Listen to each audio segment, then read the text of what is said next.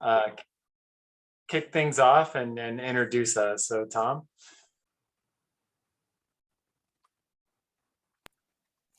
Sorry, I couldn't find the unmute button for a minute there. Some people were probably excited to hear that. But I guess like the old adage goes, we always save the best for last. So I'm going to start this off and then hand it over to Dr. Harlacher, who will really do kind of a deeper dive into the framework itself. But welcome to the introduction, the multi-tiered system support, really geared toward what parents need to know about the structure of the framework and what actually takes place in it. So thank you all for being here today. Obviously, we're excited to present this. Dr. Harlacher and I kind of come as a package deal, it seems, lately. We've done a few of these here and there for different audiences, so we're happy to be here this afternoon. Very quickly, just so we can kind of gauge who's in our audience today, if you take a minute in the chat box and place your name, and then secondly, why are you interested in MTSS? Or at least learning more about it, I guess.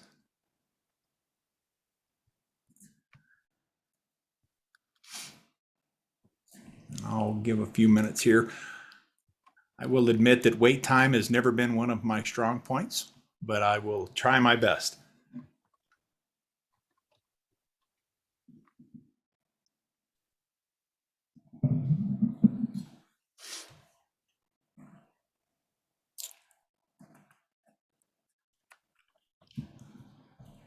Okay.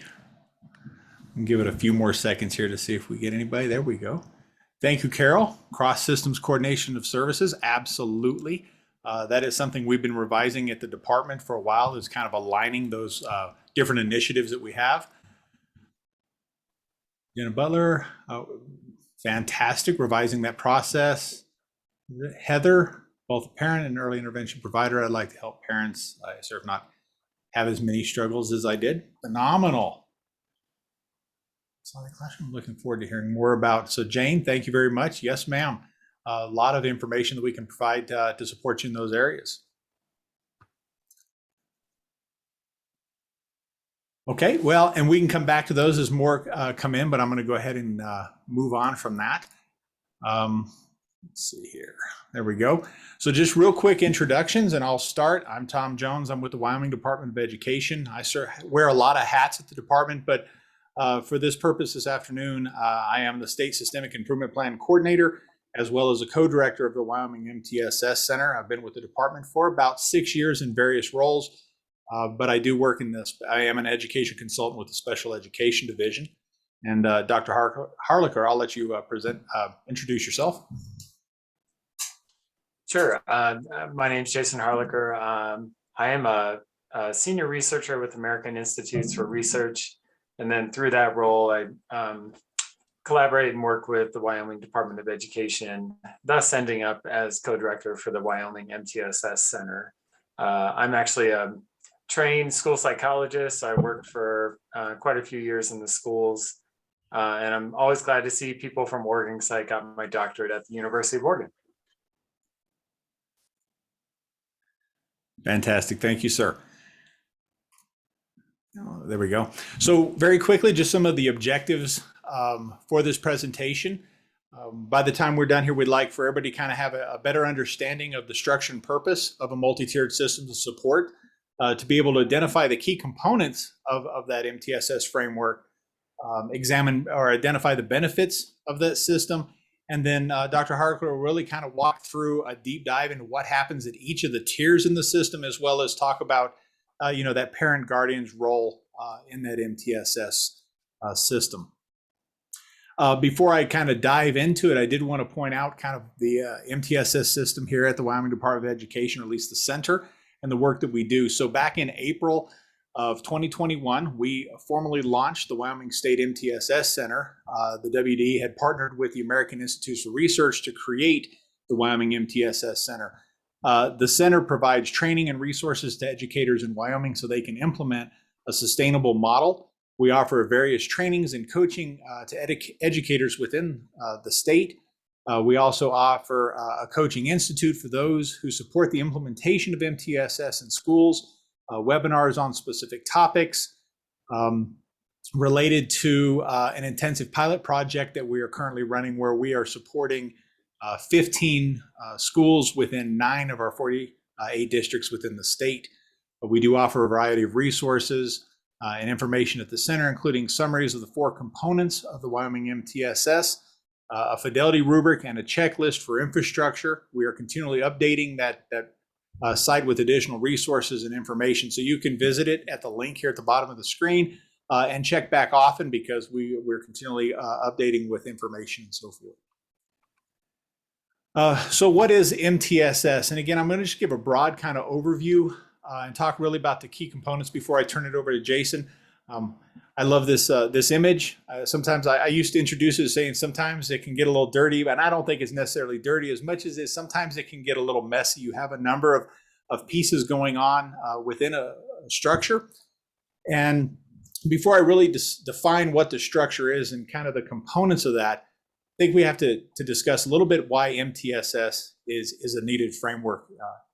And first of all, is that supports don't often lead to success in general education for all students. So in the general education classroom, many of the students can be very successful with their exposure to general education curriculum, but not all students may respond to the same curriculum in the same way at the same rate. Secondly, students at risk aren't necessarily identified or intervened with as early as they should be. And so this is one of the opportunities that MTSS provides us, as we'll talk, is that early intervention component to be able to intervene and remediate any concerns with students as we move forward. And then lastly here, students may receive supports, but they don't necessarily have a meaningful way to track their progress. Now, there are a number of other issues, but for the big 3, I think these tie together well as perhaps why we need MTSS the most. So what is an MTSS system of supports, or MTSS, a multi-tiered system? And in short, the definition is it's a school-wide model that integrates instruction, intervention, and assessment within a school-wide prevention system to maximize a student's achievement and pro-social skills. So what does that mean? And what it means is a framework that, as I mentioned earlier, identifies a student's needs earlier and then matches them with very specific instruction to their needs, right? If they have a skill deficit, it provides direct and explicit instruction to help remediate that skill deficit. If you look on the right-hand side here at this multi-level prevention system, and I'm trying to think if I've seen any other ways that this is done. It's generally always been presented as a triangle. I have seen that triangle reversed upside down, so it's more like a sieve as students kind of move through the levels. But this is the framework that we subscribe to. And the framework is broken into 3 areas. And you have the tier 1, and this consists of that core curriculum and should meet the needs of approximately 80% of all students in the school. The second level, which is the yellow level, which is that tier 2, is where you'll find those students with some risk. So they've been identified as not being on track necessarily, but not significantly off track. So there is some risk there. And this is really aimed to provide focused intervention for students who are not fully responding to that core instruction. And you may find approximately 15% of the students located in a tier 2, and they may require small group instruction to kind of get them back up to speed with their like peers. Finally, at the top, you have this red area. This is the students that have been identified as being significant or high risk. This is where you find the most intensive level of intervention. Approximately 5% of the students will fall in this category and may need a level of individual or small group intervention. And when we talk about small group, that's generally no more than 3. This top tier also tends to, at least in the work that I've done in the past, work specifically on discrete skill deficits and how it relates to the more general education curriculum. So there are 4 key components of a multi-tiered systems of support. The first of which is the universal screening. This is a procedure in which all students are given an academic screening assessment 3 times per year for the purpose of identifying students in need of specialized interventions. And part of this process, in addition to other key points of data, whether it be classroom data or state assessment interim data, comes together, and they begin looking at how those students, I hate to use the word placed, it's more of what instructional methods or interventions can be applied to meet that student's educational needs. The second of which I've already kind of mentioned once, which is progress monitoring. This is really just a practice used to frequently assess students' academic progress to determine effectiveness of the intervention they're currently receiving, whether or not they're making adequate progress or that they're in need of additional or more intensive intervention as they progress through the framework. Thirdly is the database decision-making process. And this process actually occurs at all levels. So the tier 1, tier 2, tier 3, it occurs at all levels of this, from individual students to the district level. Teams use screening, diagnostic, progress monitoring data. They use the classroom assessments, fidelity data on the delivery of the interventions. And they bring all of this together to really make decisions about instruction or movement within this tiered system of intensification, right? I can't talk today, I'm sorry, for instruction supports, again, to match that student really what it is that they need. And it can also be utilized for the identification of students with disabilities, of course, in accordance with state and local policies. The multi-level prevention system, that fourth component of an MTSS structure, really is just that tier, the 3 tiers of intensity of instruction, of intervention and supports. And as I already mentioned, that tier 1 should be providing high quality school-wide academic, social and emotional behavior programming and supports designed to meet the needs of all students. That tier 2, small group interventions that are standardized, targeted to those students that are at some risk. And of course, the tier 3, which is those that are in need of additional or more intensive supports through the structure, through the framework. So looking at kind of the structure, which we already mentioned, as well as the 4 key components, kind of how are those components integrated or how are they married? They work together to really improve or bolster this framework. The MTSS framework organizes, and I hate to read from the slide, but you kind of have to see, we'll talk about this as we go through it, but organizes a school identification of student need, and that is that screening which I mentioned. We're going to examine all students and immediately identify early on where they're functioning again across all domains. And then we're going to respond to that with that multi-level system. Do they fall in a tier 1? Are they in need of tier 2 supports, or are they in their tier 3 supports? We're going to follow up with the student learning. So as the interventions are provided, we're going to monitor a student's progress to ensure that the supports that they're being provided are accurate, they're timely, and they're effective. If the students are making progress, then maybe the supports or the tier supports that they're receiving are lessened, or if they need more, it is increased. And then, of course, throughout that entire process, as I mentioned, these multiple data points are brought to bear.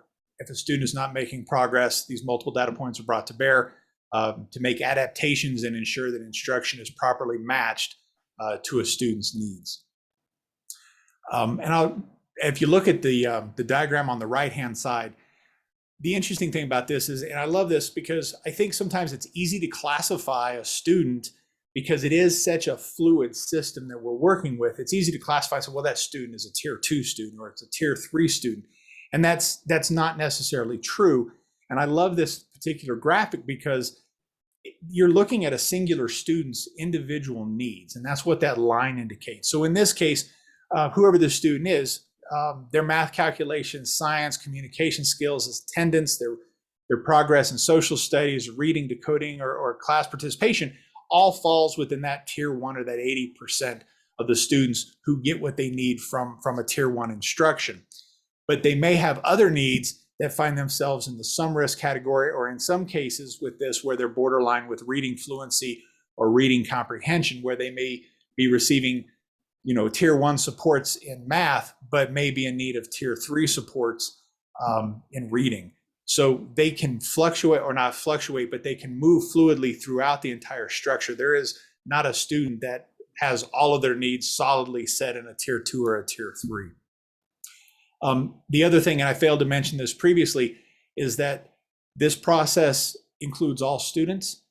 And so that special education students may be in the same vein, where you have a students that are receiving proper accommodations and they're being successful in a tier one environment, that's where you would expect to find them. So, and I think in years past, kind of looking at this framework, we tend to believe that that tier three is where SPED is located, and that's not necessarily true. If the student is being successful with what services they're receiving, they very easily could be in a tier one, or if needed, even a low tier two environment. So very quickly, I know that I just kind of threw a lot at you very fast. I'm just curious, what about that description is most meaningful to you, and why? And I'll just look here in the chat, and you can. Yeah, there's as people are thinking about that, Tom, there's a couple questions Okay. or comments, but the first question's around where that the 80-15-5 breakdown comes from. What is the research base for that? And I'm trying to recall the researcher's name. There was a seminal article, and I was trying to Google it and see if I could find his name. But I can respond to that, but I wanted to see if you had any thoughts on that real quick. I do not have it off the top of my head. I will say that the research basis for the MTSS system has been around for a very, very long time, and it comes out of a lot of experimental teaching from the late 1970s. So there's been so much research, kind of like Jason. I know exactly what he's referring to, but I could not recall it off the top of my head as far as where that goes.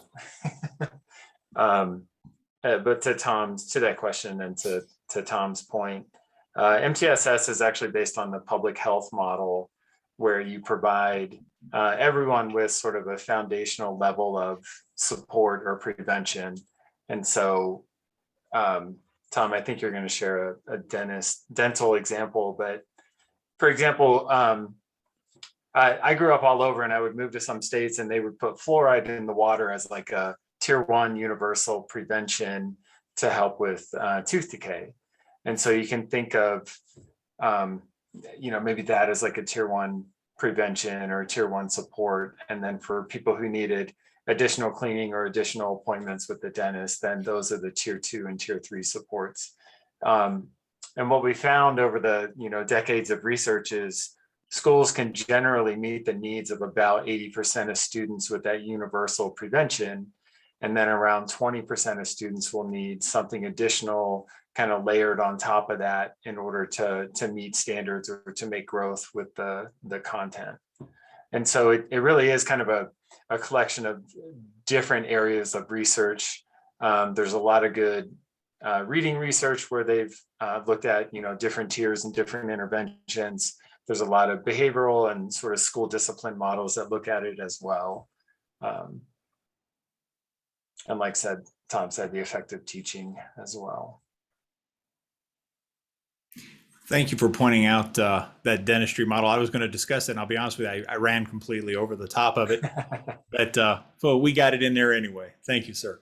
Yeah, and to Eileen's point, it is hard for schools to hit that 80%. And so your comment earlier that you're at 73 and 75%, I would be very happy with that number.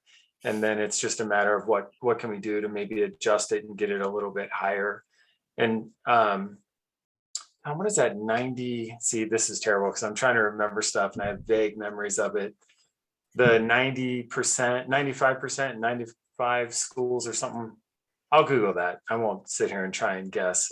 But that's some good research where they've had good success kind of turning models, turning schools around. Absolutely. And 95% group. There you go. Eileen's familiar with this. There it is.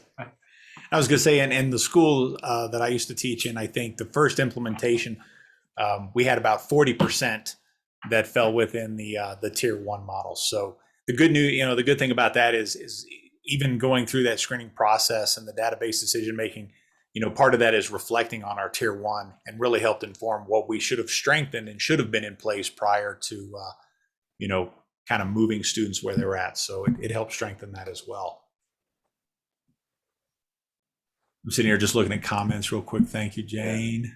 Is absolutely. I know that there's, last thing I'll add kind of historically, I know when we look at the positive behavioral interventions and support literature, so some of that behavioral literature They have a lot of success getting that 80-15-5 sort of shape.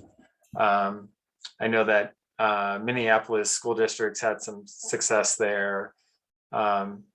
Michigan has some really good things going. So there's kind of pockets around where they're getting really good sort of results. Fantastic. Thank you, sir. So kind of the next question that we get a lot of times is, who is MTSS for? And in this case, it's all students, right? Whether they need remediation or enrichment, there is a place for each student to fall within the framework. And as you'll notice on the right, the MTSS really is an umbrella for everything. And I think we kind of talked about that a little bit with how a student can have multiple needs throughout the framework. So in this case, it just provides some other examples to include PBIS, social emotional speech language example. The important thing to note here is that in years past, in order to get those specialized, specialized instruction or something along those lines to really meet the needs of individual students, they needed a label. And so the way the MTSS system is set up is that it is now based on student need, and there no longer needs to be a label present, that the student just has to have an express need, and that a school would match that instruction based on their need in order to make sure that they're successful, whether it be academically or behaviorally, social, emotionally, etc. Key principles of an MTSS system. Obviously, number one, we talked kind of what the problems were to begin with, but this allows us to intervene early. We identify students early on where their needs are at, and then of course match the instruction to their specific needs. The one thing that is important is when we start looking at tier 2 and of course tier 3, all of those are going to be based on validated, researched, evidence-based interventions and instructions. And this is looking that you have an intervention that has a significant, two things. One is that it's aligned with the student's specific skill deficits and needs. And then secondly, that it has an effect size, or there is an evidence base that it will have an impact in increasing the student's progress or growth in that particular area. Also, other key principle, which I keep mentioning, is that monitoring student progress frequently.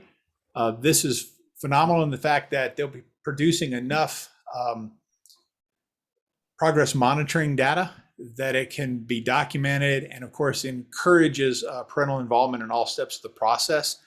I do, as part of my work as the State Systemic Improvement Plan Coordinator, I oversee a process or an initiative within the state called data-based individualization, and that's really what sits at that top tier 3, where we look at students, we drill down into the data that they have, determine their actual subset skill deficits where they're really struggling, and then we work with aligning and then adapting tier 2 interventions to a tier 3 format to be as intensive as possible. And through that process, we progress monitor those students weekly to really try to measure as close as we can to see, whether the student's getting better or whether they're in need of additional adaptations to the intervention.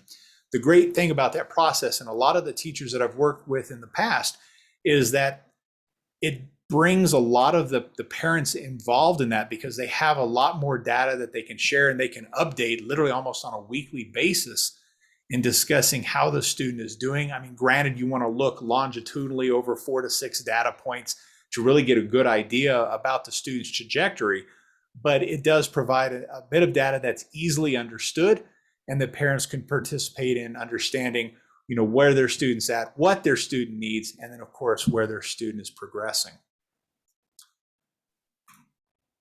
And then just overall benefits, and I think I've kind of touched on a little bit of these. The first, of course, is it improves education for all students.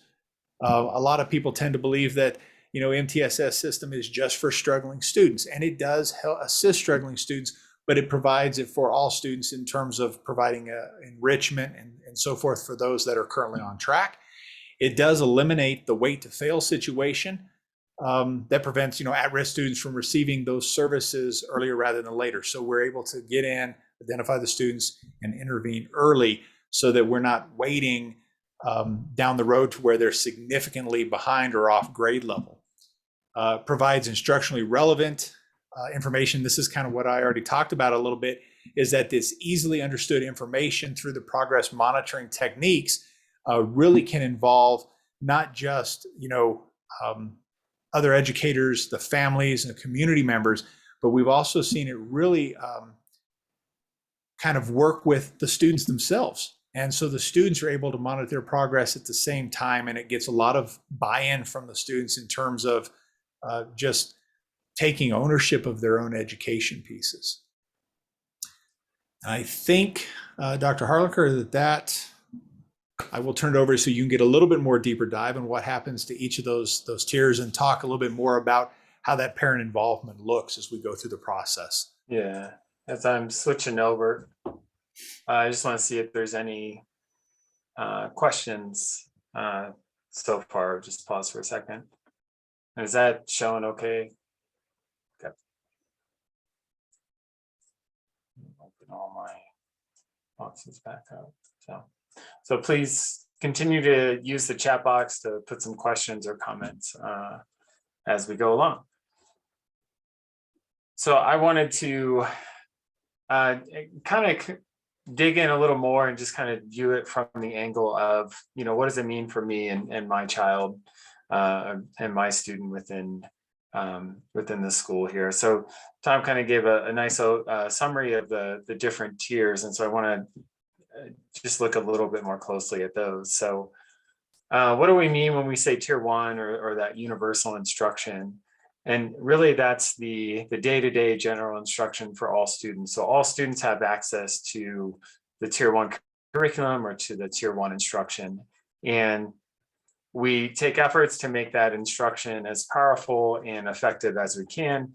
We have a research-based curriculum. We have it aligned to the standards, and then we use really strong, really effective practices and instruction at that tier 1 level. As part of that, then students are screened 2 to 3 times a year.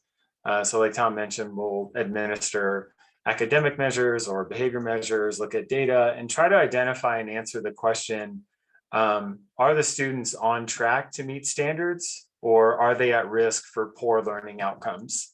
And we consider both academic and that behavioral realm, which includes the social, emotional, and behavioral, social and emotional learning as part of that sort of behavioral realm. And so we're screening just to see who's on track, who's at risk, because we're trying to catch the issue before it becomes much bigger and much harder to alleviate.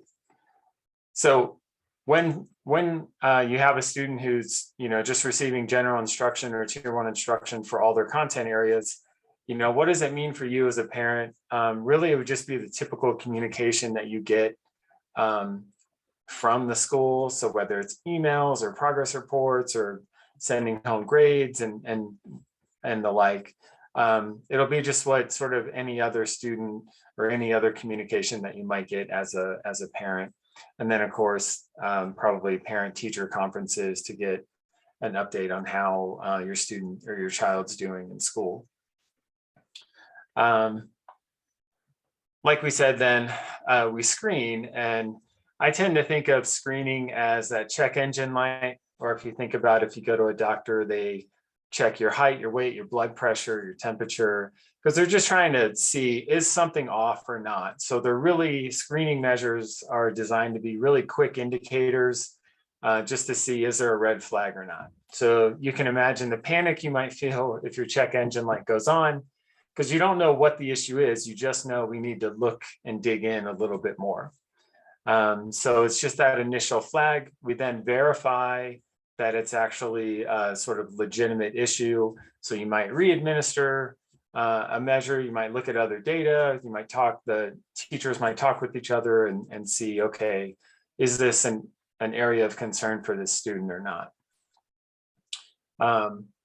From that, we then want to match the level of need to a corresponding level of support. And so we have our tier 2 and tier 3 sort of options for that. And so like Thom mentioned, that tier 2 is just a little bit more time. It's added on top of tier 1. It just gives students a little bit more practice and feedback for the given skills or content area that they need some support in.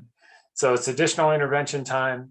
we start with using an evidence-based intervention, meaning that intervention has been shown to be effective for the content area and for students of that age and grade there. More specifically of what that looks like, it's often provided in a small group of 5 to 8 students. And then there's really just a lot more practice, a lot more teaching and feedback on the skills needed to master those grade level standards. So we're just giving more practice, more time for the student to kind of acquire that skill. We then monitor the student's progress. So we do progress monitoring. We take certain data points over time, and then we look and see if that student is progressing. And the question is Tier 2 working? Is this the right sort of level of support for the student? Are they mastering the skills that they need? And I'll show you what a progress monitoring graph can look like on the next slide. But what do it mean for you as a parent? Kind of depending on your school and state. You may be notified that the child is receiving Tier 2. It could be an email, they could be a phone call home. When I worked in Nevada, we just sent a letter home saying we're providing Tier 2 services to your student. Let us know if you have any questions. It's just sort of additional instruction that is available to any student who shows the need for it. And then you certainly would have access to your student's progress. And so access to that progress monitoring graph is available. So what does that look like? What we do with progress monitoring is just kind of take a quick assessment of the student's skill or skills over time, and then we graph those data points to measure the student's progress to see, are they getting closer to the goal that's been set for them. So when you look at this graph, you can see we're measuring for example, number of words read correct. So in this example, a student would read a passage for a minute, and we would count the number of words they read correctly, and then we graph that. We know that reading with fluency and with accuracy is a good measure of overall reading ability. So you often see this as kind of a quick common measure of progress within reading. So each of those kind of orange data points represents the number of words read correct, and then the dates are listed across that bottom. And hopefully over time, we see the students' skills improving and that rate and fluency increasing.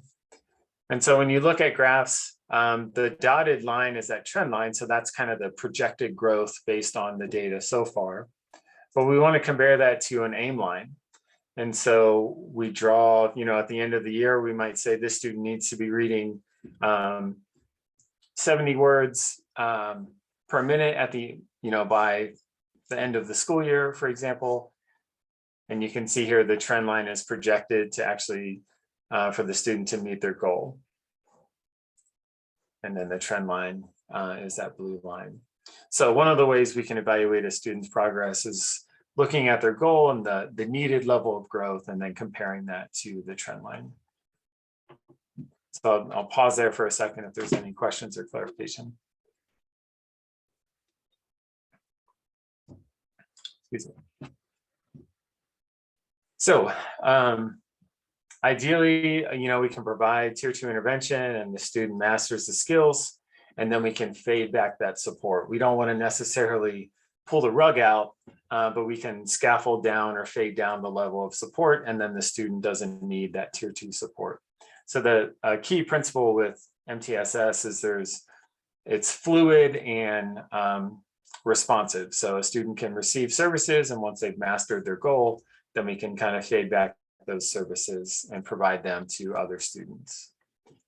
If, however, Tier 2 doesn't seem to be working, there's not enough growth, then we might provide a more intensive intervention. So here, one of the differences between Tier 2 and Tier 3 is at Tier 2, we might just provide sort of a standard sort of packaged intervention to the student. And then at Tier 3 is where we really dig in, do more assessment, and we really tailor it to meet the student's individual needs.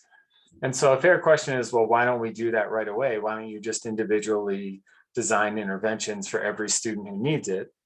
And there's kind of two answers to that. One, it's not an efficient process. We would delay support to students if we did that. And we wouldn't be able to respond quickly because the assessment needed at tier 3 is fairly in depth. And two, what we found when we provide a standardized intervention at tier 2, about 70 to 80% of students respond to that, and then they don't need additional support. So we can create this more efficient process and model if we start first with kind of a standard effective intervention, provide that to students, and then for students who need additional support, then we do that more in-depth assessment and designing of their intervention. And so you can see it with tier 3, the group size gets smaller. So like Thom said, 1 to 3 students. So it's very intense, very focused intervention. And it provides kind of the most practice and feedback to students on those skills needed. So it's very intense, very explicit instruction. We continue with the progress monitoring, and then we're asking the same questions. Is tier 3 working for this student? And so you'll have much more parent involvement at this level. Parents can provide a lot of valuable input and information about their students' learning and the learning environment.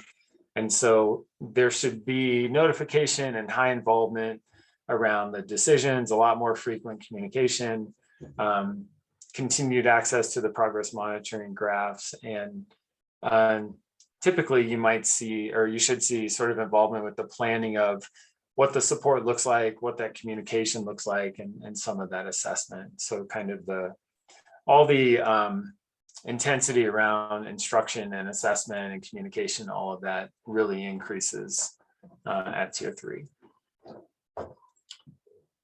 Thom, anything to add? I didn't mention DDI or anything yet, but I don't know if you want to touch on that. No, sir, that'd be the only thing I would add, but that's just because it's what I do. Yeah. So you might hear DBI or data-based individualization in Wyoming, and that's kind of the structure or way to organize tier 2 and tier 3, where we have that standard intervention provided at tier 2, and then at tier 3, it kind of gets tweaked and modified to make it more intense based on sort of individual student characteristics. So let me pause this 1 second. Just need to unhide. Sorry, try to do something quickly and then my computer freezes up.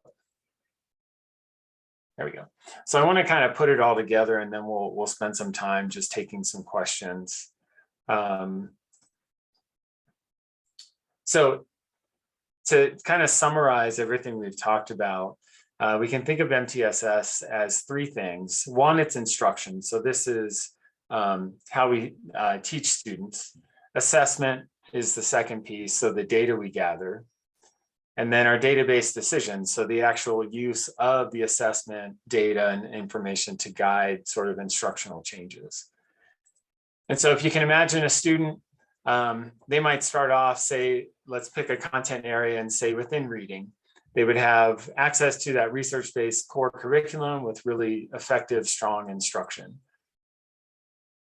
And then say 3 times a year, there's universal screening. So we'd assess every student on their progress in reading and see how they're doing.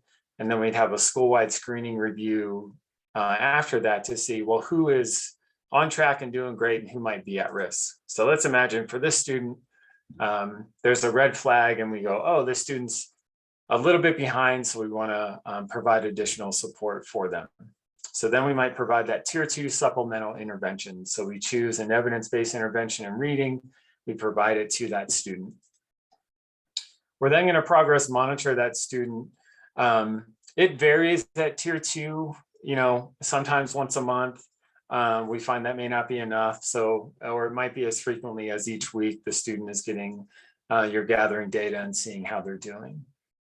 But after about 6 to 8 weeks, we're looking at that data and let's say, oh, there's another red flag, the student isn't progressing as we envisioned. And that might be a situation where we do much more formal diagnostic. We figure out what exactly are the skills the students mastered and what are the barriers to the students learning. And then we're going to adjust the environment and the instruction by forming or using an individual problem solving team, and then they would design and then help coordinate so the student gets a tier 3 sort of individualized intervention. And so ideally it works like this. We're gathering the data and we're responding to it. There's obviously a lot of things that can come up or challenges when working with the school system as a whole to create this kind of fluid process. But for an individual student, our hope is we can screen them and identify the need for support early on and provide it to kind of remediate some of those issues. So one question with this is, well, do you have to go to tier 2 before you go to tier 3? So sort of a can you pass go question. But this is just one example. It does not look like this for every student because we're going to measure and assess the student's skills and determine what level of support do they need. So if they have a lot of need in reading and they need tier 3 supports, then you would provide tier 3 right away. You don't necessarily need to go through tier 2 if you have a good reason to think it wouldn't work or wouldn't be appropriate for that student. You know, if you think of, we use medical examples a lot, but if a student broke his arm, you wouldn't try to put a Band-Aid on it at tier 2. You would take them to tier 3 support and get, you know, x-ray and a cast put on. So it's matching the level of need to support there. The other thing I'll say about this sort of slide is don't think of students moving kind of within and out of the supports. Think of their need moving in and out of supports. So this student might be getting tier 3 services or support in reading, but in math, they might just need tier 1 instruction. They don't need any additional support. And maybe they're, you know, within behavior, they're getting a tier 2 intervention. So like Thom pointed out earlier, you provide supports to a student's need, and it can be a range across the different tiers there.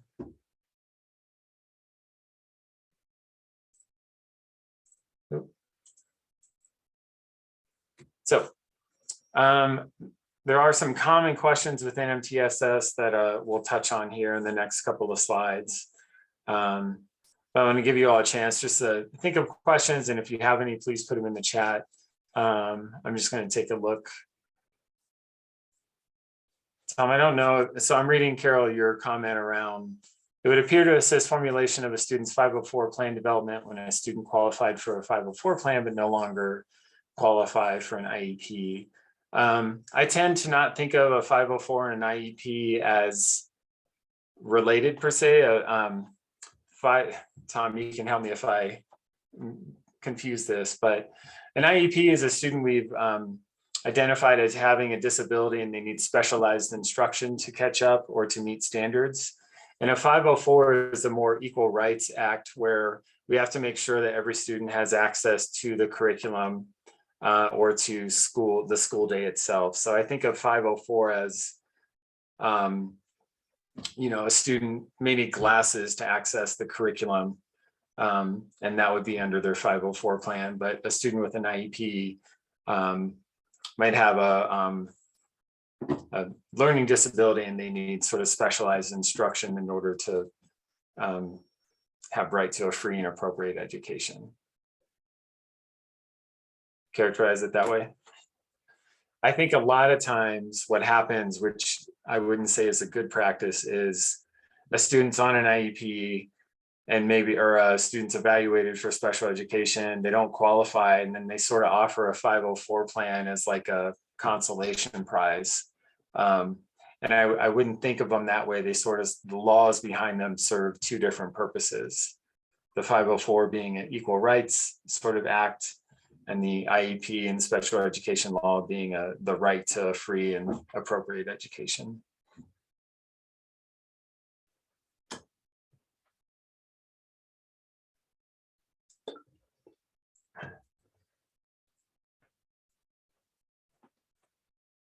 Let's see. So common questions within MTSS, so that might come up. You know, a common one, does MTSS delay support for my child? So there's certainly as we were moving to kind of this tiered model within education, there's concerns around, what are you delaying support for my student? And the reality is it doesn't. It actually gives access to support sooner than some of the older, more traditional models that we used. What we do with MTSS is we don't want to wait for students to struggle and tell us they need support. We want to actively screen them fall, winter, spring, and identify who's on track, who's meeting grade level standards, and then who might need support. So it allows us sort of the advantage of being proactive with student needs. With older models, there might be a concern that comes up or a request. And if you're, in particular, if you're evaluating for special education, there can be a 30 to 60 day sort of evaluation period where you're waiting to determine if the student can get access to additional support. That's much different than MTSS, where we can, once we screen students and look at that data, we can start providing additional support within a matter of days for that student.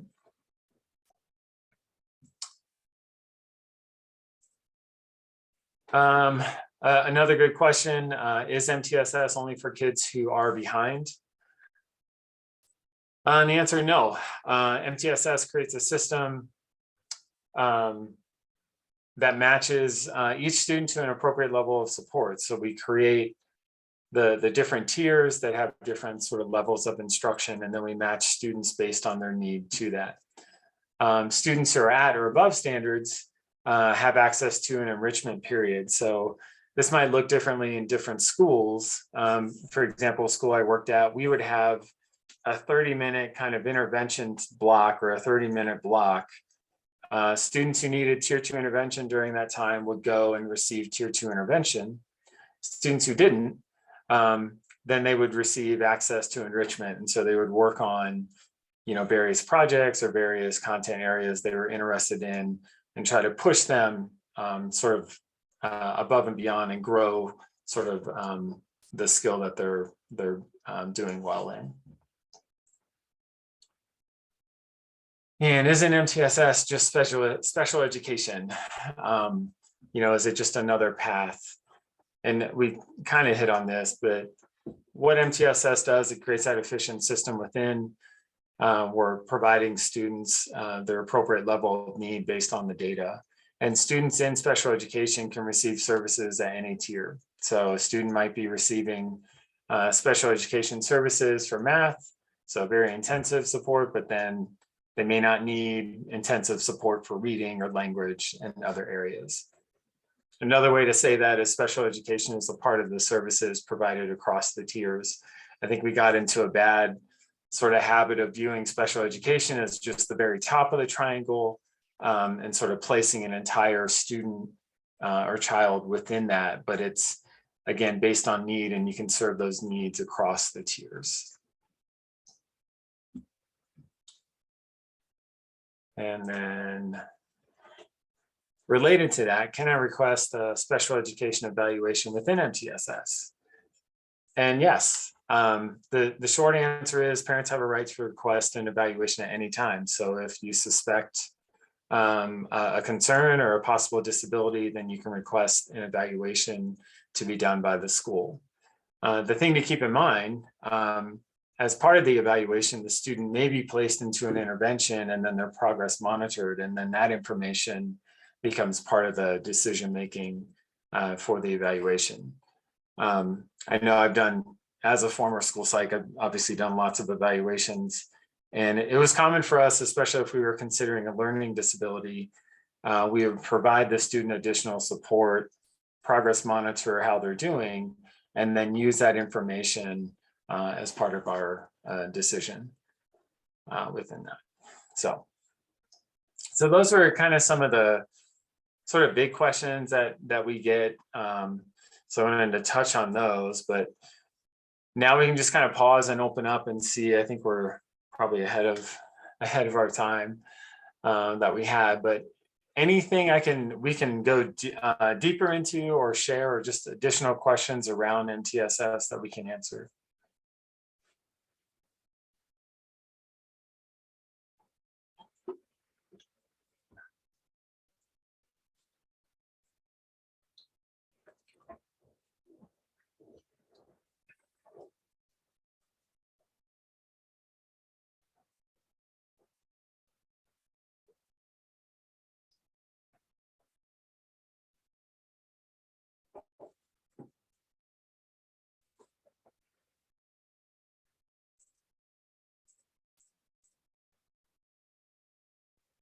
I'm gonna stop sharing that.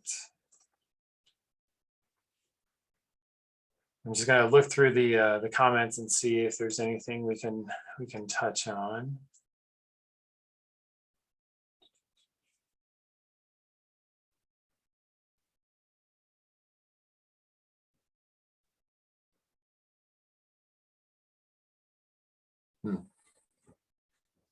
That's a great question.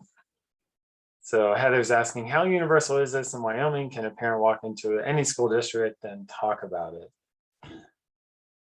You want to take that, Tom? You want? Yeah, and so as far as an MTSS project for a number of years, going back to about 2012, under what was known as, or still is, the State Personnel Development Grant, we had developed an MTSS framework that we were delivering from the Wyoming Department of Education to a number of districts. And I think in the process overall, we trained about 28 districts. That process, when the funding ended, was replaced with the current center. There are a number of districts out there that have been working with the department since the inception of the process, going back that number of years. But I can't say, concrete that there is a building that is, or a district that has it in place. I think you have a number of districts that are in different phases of implementation. I know in the most recent survey we did, going back about a year to two, there are a number of districts that are currently in the process of implementing and building it. It is a long process. It does take a number of years. And Jason, you can correct me if I'm wrong on this, but I think the last information I saw on that was 3 to 5 years to full implementation and up to 7 for sustainability. Yeah, probably for a smaller building as well. The larger Right. high schools have it's much longer. Yeah. Right. So, I mean, I wouldn't say this is new information for a lot of people, especially districts. So they would be familiar with it. I don't, see anybody that would be completely blindsided if a parent were to approach a district and to discuss it and just out of curiosity, what level or where they're at as far as the implementation piece goes. Yeah. MTSS is kind of the evolution of response to intervention and positive behavioral interventions and supports, or PBIS. So those terms have been, decades where schools are implementing those systems. And essentially you had RTI operating and being implemented, and then PBIS, and everyone, it was kind of siloed. And so MTSS is the effort to kind of integrate those two systems so that we're sharing the same resources and we're not kind of competing with people's time and energy between those two. And so I would say in the last maybe decade, MTSS has become a much more common term and framework. But like Tom was pointing out, it's a large system. You're trying to coordinate assessment and instruction and the use of data.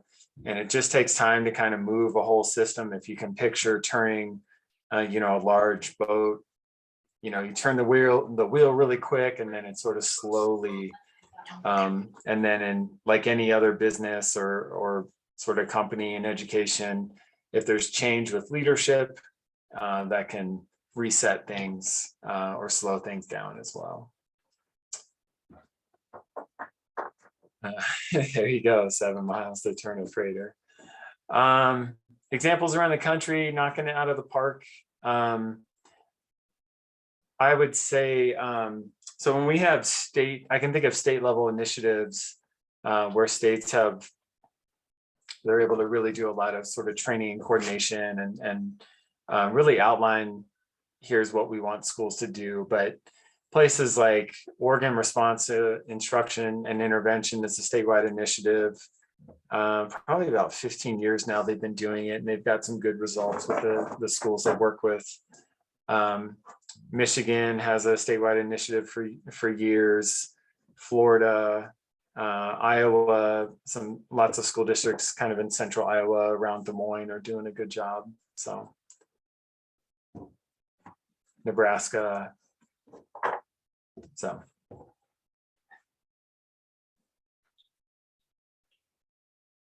and so, yeah, I guess to add to that, our hope with Wyoming, with the Wyoming MTSS Center, is to provide training and resources and coaching to allow schools to really scale up and implement. And so we're really just getting into our second year with that. We have 16 pilot sites this year that are sort of trying some things out and that we're working with. So it's a refinement as well for us at the state level.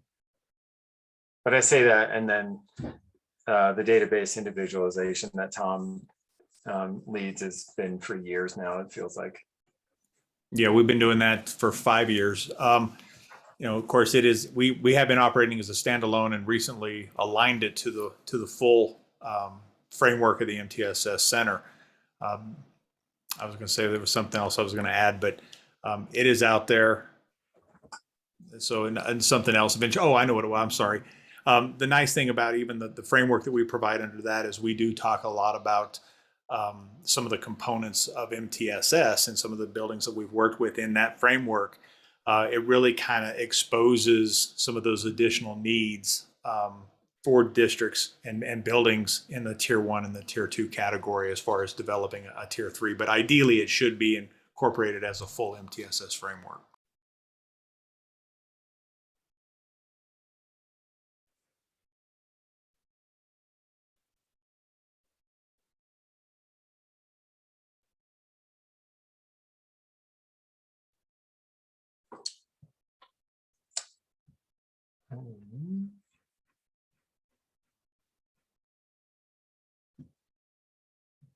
Other thoughts or questions, reactions?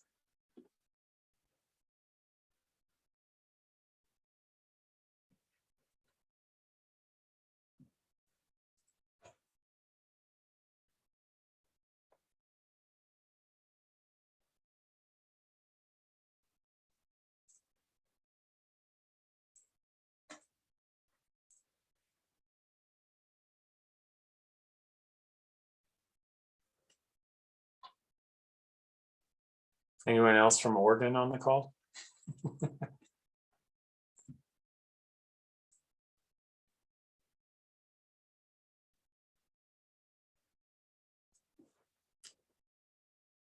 Well,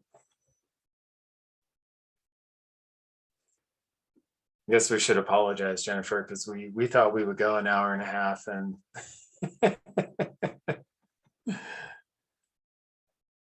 yeah, Don, for sure. Not only just the progress monitoring, but yeah, you probably even providing that instruction as well.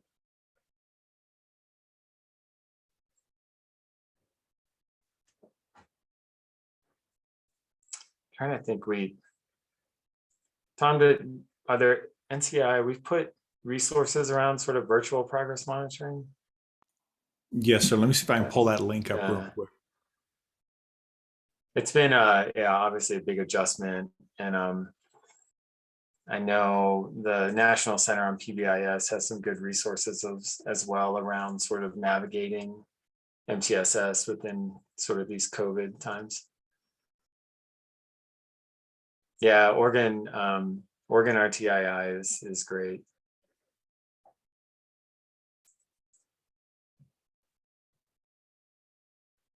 Yeah, I have many colleagues that work there, and they do a really good job with just that data use and focusing on instruction. So ignore the white blurry dog shaking behind me.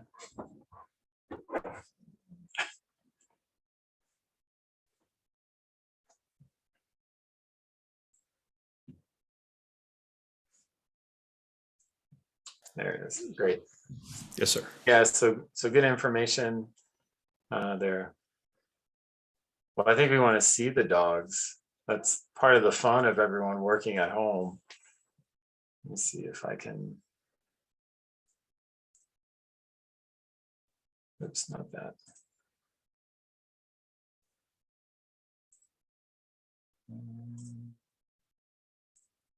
There we go.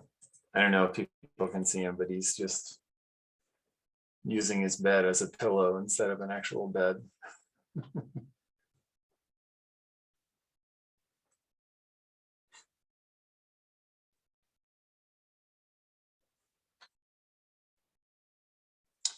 Well, I'll just see if there's any last sort of questions. I'll put my email and Thom can put his in the chat as well. But if there's questions that come up or thoughts that you have, I would say again we'll put the center's website as well. So again, our mission, that Wyoming MTSS Center is to help educators kind of scale up and implement a sustainable model of MTSS. It's one thing to get it implemented and going, and then to get it to where it kind of sticks and become day-to-day routine is another sort of challenge there. And so we have certain training events coming up, so you're welcome to register and attend those as well. February 2nd, we have a virtual 3-hour training from 9 to 12 on progress monitoring. And then we'll have, I think after that, a webinar. We have an in-person event for progress monitoring on February 17th. And then we'll have a webinar on secondary implementation of MTSS probably towards the end of March. So.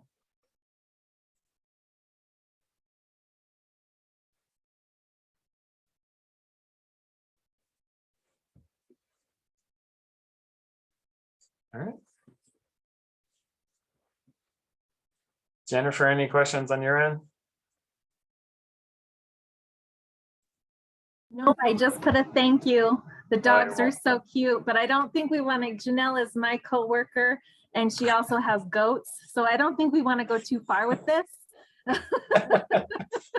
So Janelle didn't show her dogs, I know, because she probably doesn't want to show every animal she has, but thank you all. Thank you so much.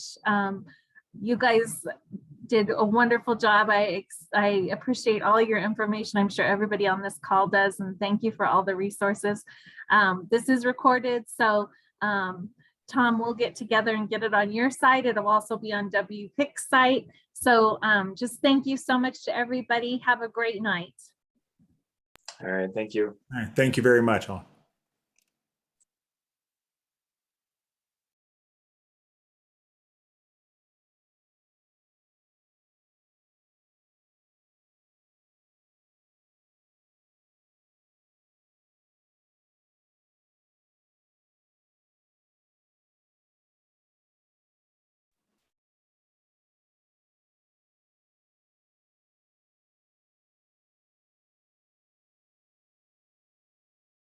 Bye guys, thanks again so much. All right, thank you. Bye.